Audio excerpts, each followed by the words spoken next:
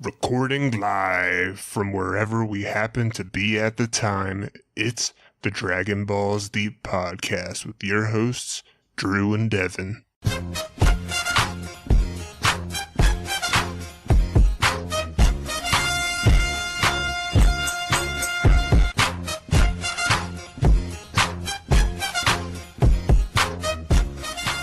It's the Dragon Balls Deep Podcast. Back again. I had to try not to laugh during your intro. It was a good one. A nice little last second intro. Very good. My notes are not up to par for this episode. Neither are mine. Normally my notes are fairly detailed, and I take my time with them. A lot of pausing and rewinding, but I had to get through these so that we could record. This is a rough episode to get through, and I found it really hard to find anything worth writing down. Yeah, I kind of half-assed it here, to be honest, but whatever. No corrections today, for me anyway. Yeah, nothing for me neither. I did want to mention something in episode 11 when Vegeta and Nappa are leaving Arlia. I was thinking about this while editing that episode. And Nappa was all, that thing back there said we were heroes. And Vegeta says that being a hero is overrated. Yeah. I was kind of thinking about this and how it's kind of foreshadowing since Vegeta kind of later becomes a hero himself in the series. A little bit. I feel like his attitude doesn't change a whole lot, though. Or at least he doesn't show it. Yeah. He tones down on his evilness, per se. I feel like he's still very selective on, like, he only really cares about his immediate family, and he, like, barely cares about his so-called friends. Oh, for sure. But, he's still on their side.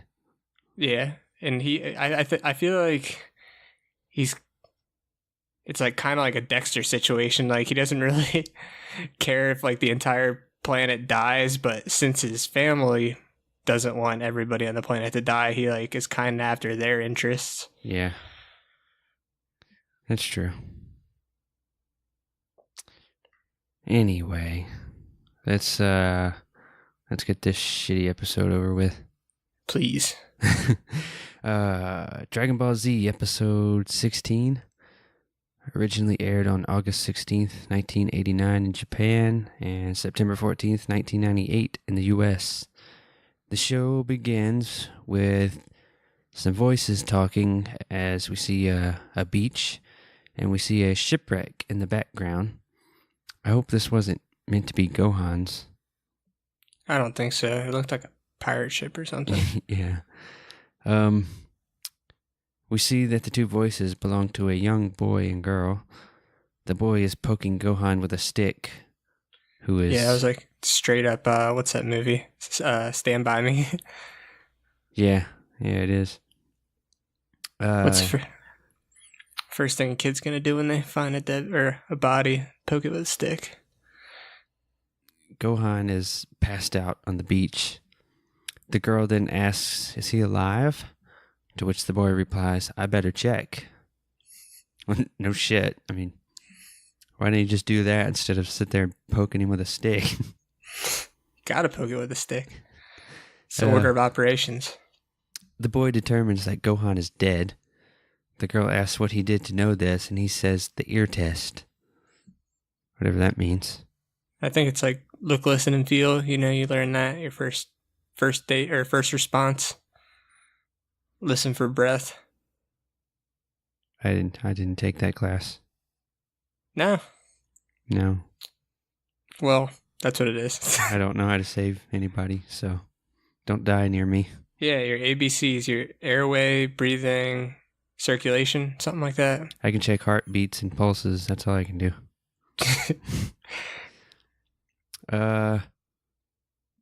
This girl here looks a lot like Gohan. I was gonna say Princess Leia. Princess Leia. Yeah, she got the weird hairdo. Oh,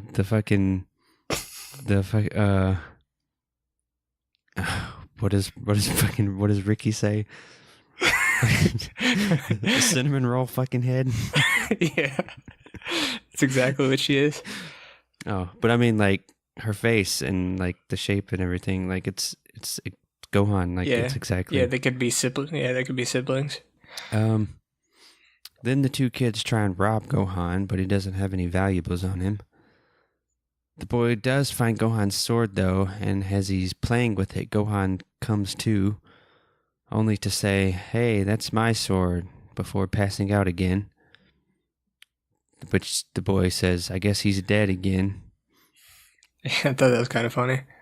Zombie Gohan. Zambies.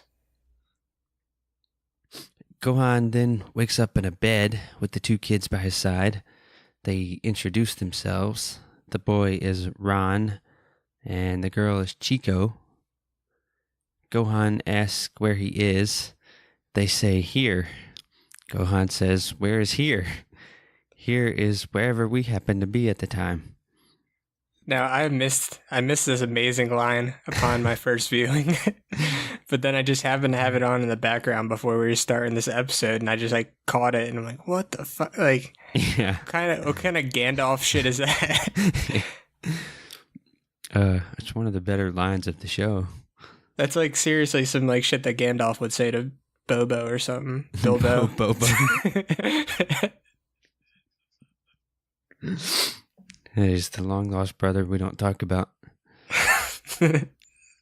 Ron tells Gohan that he can hang out with them now and that they are orphans. Then some very pointless and strange conversation takes place, and Gohan says he forgot how to talk.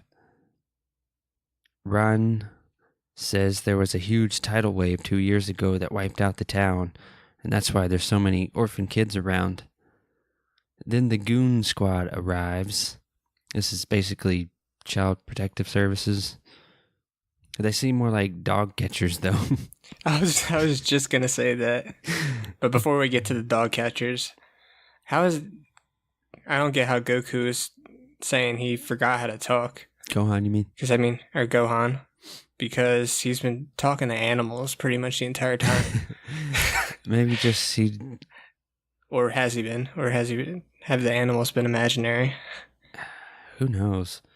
Maybe he just means he forgot how to talk to humans, yeah. People that can talk back. True. But yeah. The Goon Squad corners Gohan on a roof, but Gohan leaps into the air to a tree, and the goons are shocked by this. Ron explains that the Goon Squad are from the home, where kids get spanked and locked in a cage and treated like animals. He says all this with a smile on his face, though. It's very strange. Yeah. And again, I think here that Chico looks just like Gohan. So, also, Chico, Chi-Chi looks like Gohan. Yeah, is right. The Goon Squad tries to take a kid, but a bigger kid saves her. His name is Pigaro. I had to look this up. I thought they said Figaro. But yeah, Pigaro. Pigaro reminds me of like some sort of like Peter Pan character or some shit. Pigaro or Figaro? Not Pigaro. Pigaro. He's like this like older kid who's like with all these like younger kids, and he's like, I don't know. Wasn't there a character like that in Peter Pan? Yeah, Peter Pan. But I don't know. Rufio. Yeah, Rufio. Whatever.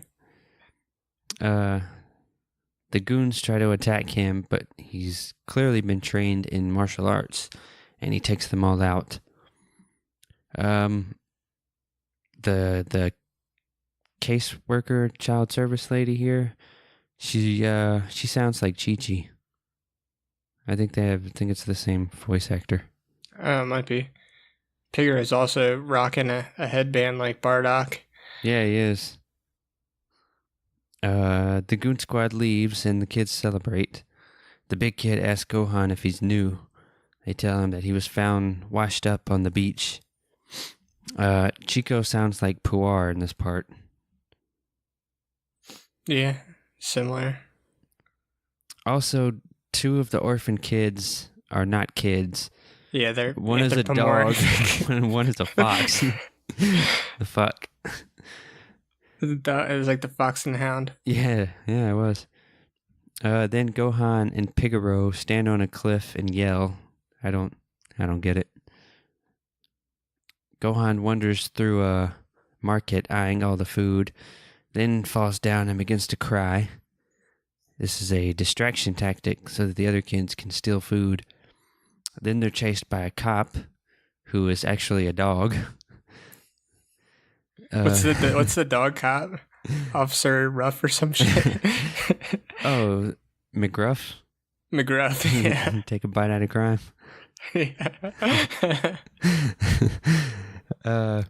Then a lady gets her clothes ripped off. I don't know what was happening here. So I don't think I caught that the first time. Let's go check on Goku. He is still running.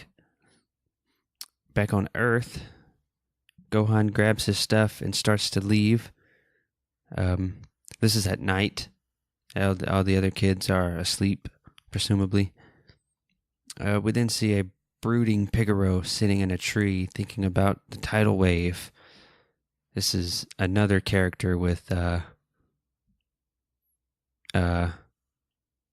what's it called? Stress disorder syndrome. PTSD. Yeah, that thing. Lots of characters in this show have that. Yeah. Getting Vietnam flashbacks. Pigaro tells Gohan he's on guard duty. I remember back to when it all happened.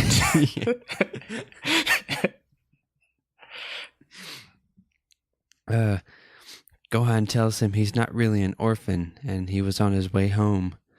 The other kids overhear this, but no one seems to care. Gohan tells them where he lives, and Pigaro tells him that it's not far, and he'll take him there the next day. They ask Gohan what his mom is like. He says she makes him study a lot, and that you get to play some, but it's not enough, but it's better than nothing. But, if you go to a prison, you can see them playing basketball. So, it doesn't mean they're having fun. In the subs, Pigaro asks Gohan if he came outside to pee like 3 times in that conversation. Wow. Are you sure you didn't come out here to pee? That's creepy. Yeah. Then they talk about a bunch of commie bullshit. I didn't write any of it down. Commie bullshit? Yeah, how they wanted to change the world to how they wanted it, where they didn't have to go to school and everything was... Oh, commie like communist, not like commie communist, up in the fucking... I'm thinking fucking Guardian of the Earth commie. Not that commie, the other commie. Now I'm just thinking like the Guardian of the Earth is some big like fucking Russian dude. He should be. The kids then set some kind of trap for the Goon Squad, who are coming back to try and catch the kids again. Is it just me or this like little Asian kid? Or he looks Asian, I don't know. He's got like a blue outfit on. He looks like Oolong. But in like human form. Yeah, it was a very similar. Did Oolong wear blue? He wore green. He wore like a He wore green, but he outfit. had like and like he had like it was like a Chinese like kind of, because I know he was supposed to be like that's what like a racist kind of thing. Yeah, that's what he was actually meant to be. Like he was Chinese. I forget what the Chinese like Republican army, or I Yeah. don't know. I'd have to look it up. Yeah, that's correct. Yeah, he was very clearly supposed to be Asian, I think. Racist. Racist. When the goon squad arrives, they get pelted with rocks by all the kids. Then Pigaro tries to steal their car, but the police show up and surround them, and a big brawl breaks out. Pigaro and Gohan bail, stealing someone's car and leaving all the other kids to be detained. This is a pretty fucked up scene. Yeah. Gohan confronts Pigaro about leaving the kids, so Pigaro punches him, and he says he can't take care of all the kids and they need a new home. He then calls Gohan a real bad dude, and he drives off. Gohan just says thanks and kind of runs away. Gohan seems... I thought punching Gohan was a little excessive. Could have just said that without punching him. Yeah, it's very excessive. He's lucky that Gohan hadn't received his training yet. Yeah.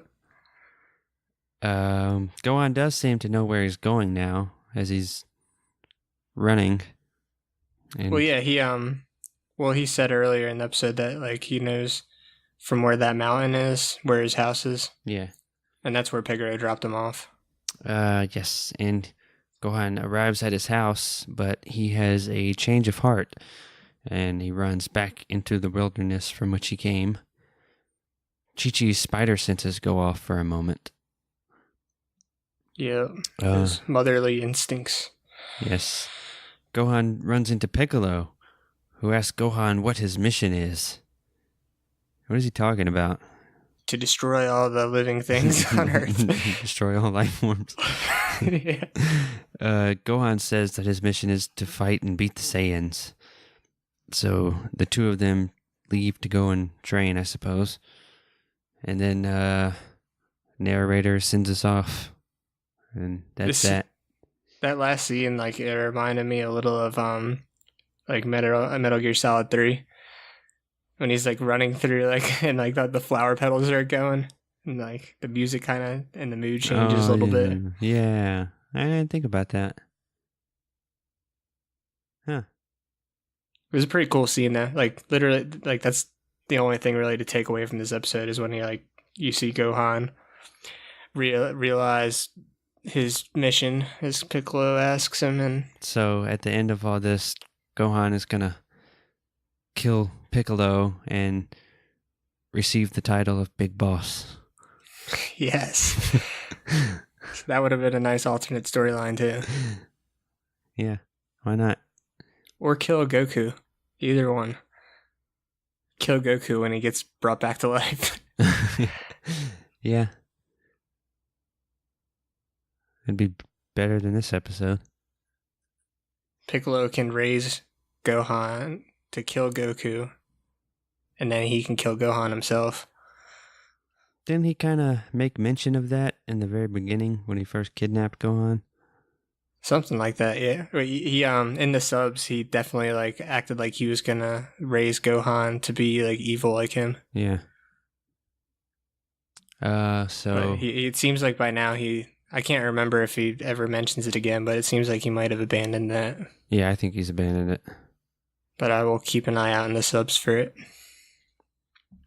Because I know he mentioned that how it's like ironic he's training his arch nemesis son to fight, and his son could eventually like kill him.